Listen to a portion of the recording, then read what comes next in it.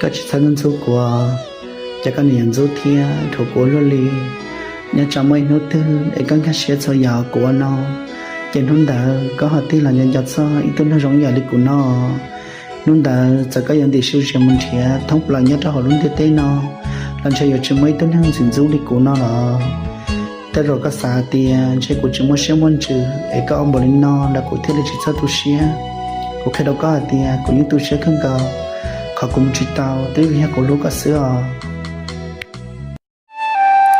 Đúng như em nói, anh là một người thờ ơ và ngu dốt, chỉ làm cho nó khóc và làm cho em buồn.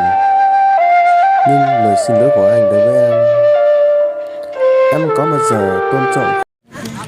Tu si tiền nó cũ hơi anh luôn thế lý là plu có mù halo lư tu.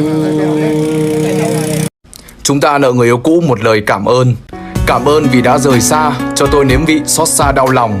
Những đêm lệ đổ từng dòng như người tự kỷ trong phòng cô đơn. Để tôi được trưởng thành hơn, để tôi nếm trải từng cơn muộn phiền. Cảm ơn cái số cái duyên, cho tôi gặp bạn rồi liền chóng tan.